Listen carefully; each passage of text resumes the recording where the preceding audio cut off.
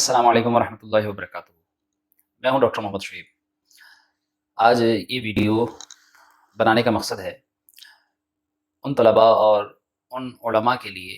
कि जो अपना पीएचडी या एमफिल का थीसिस जमा करवाना चाहते हैं, सबमिट करना चाहते हैं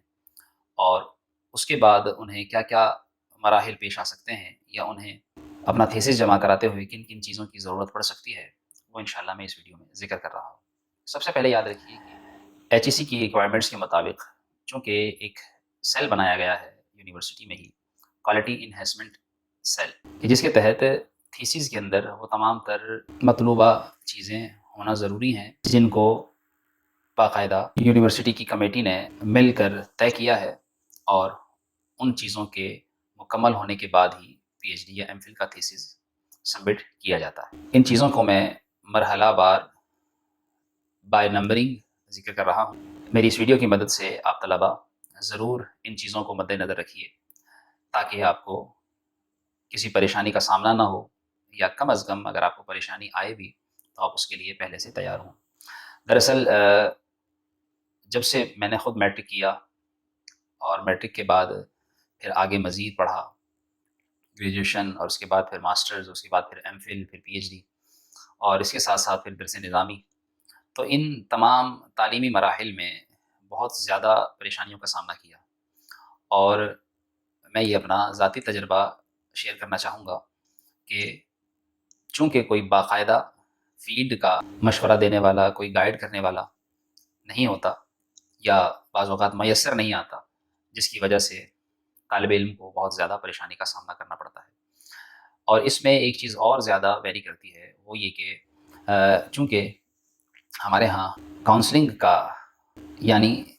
बाकायदा हमें किस शोबे में जाना चाहिए, किस शोबे में किस तरह काम करना चाहिए, उस शोबे की क्या-क्या रिक्वायरमेंट्स हैं, उसके क्या-क्या मकासद हो सकते हैं, उसके क्या-क्या अहदाफ हैं। बाकायदा ये करियर काउंसलिंग एक मुकम्मल सब्जेक्ट है,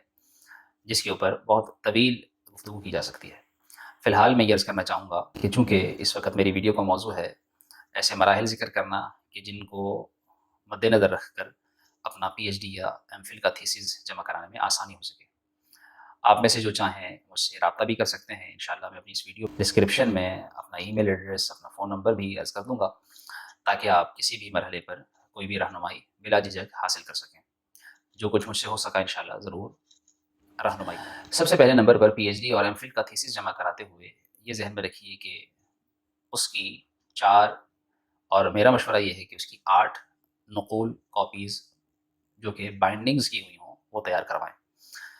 इसकी बाइंडिंग में जितने मराहिल दरपेश होते हैं, अगर आप ख़ुद अपने थीसिस को टाइप कर रहे हैं या ख़ुद टाइप किया है, तो उस वक़्त अगर आपने वाक़ई उन तमाम चीज़ों को मद्देनज़र रखा जो एक थीसिस टाइप करते हुए या जो यूनिवर्सिटी की रिक्वायरमेंट्स के मुताबिक मद्देनज़र रखना ज़रूरी हैं, तब तो है ठीक। और अगर आपने उन चीज़ों को छोड़ दिया या किसी जगह गलती कर गए, तो फिर बाज़ औक़ात पूरा थीसिस, पूरा मक़ाला दोबारा तरतीब देना पड़ जाता है।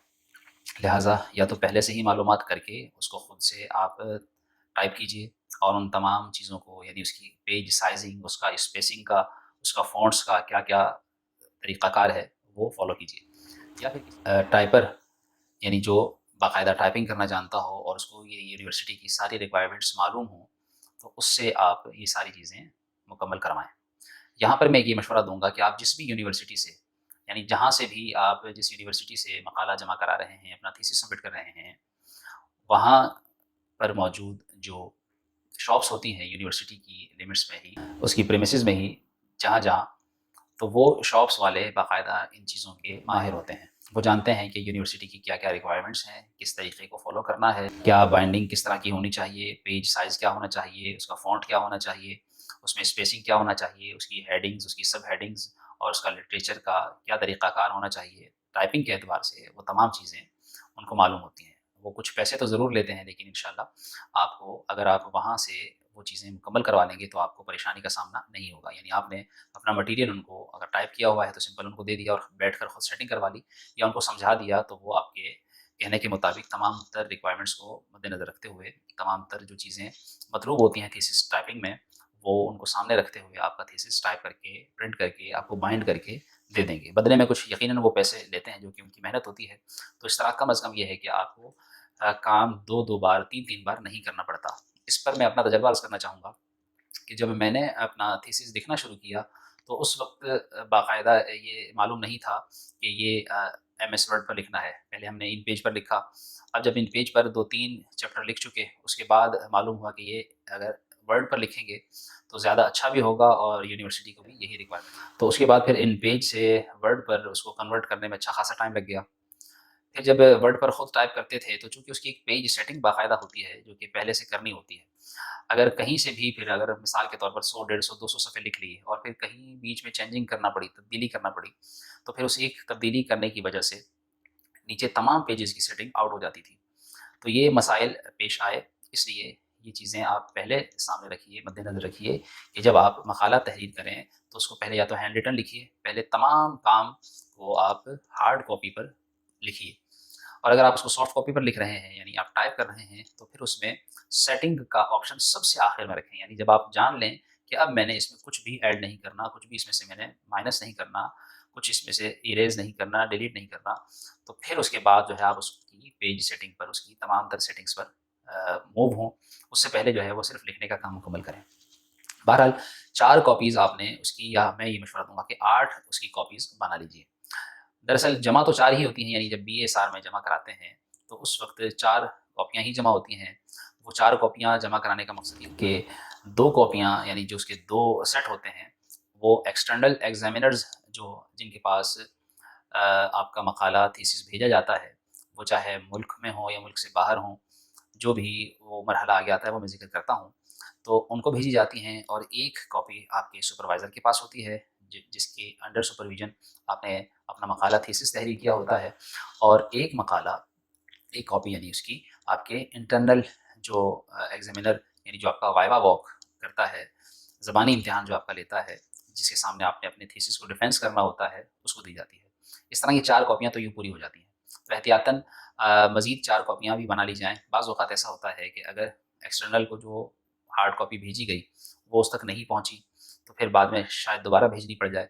یا ایسا بھی ہوتا ہے کہ بعض اوقات کریکشنز آ جاتی ہیں۔ جب کریکشنز آ جاتی ہیں تو پھر پہلے سے جو 8 کاپیاں کی ہوئی ہوتی ہیں تو جو 4 اضافی ہوتی ہیں تو ان میں وہ کریکشنز کر کے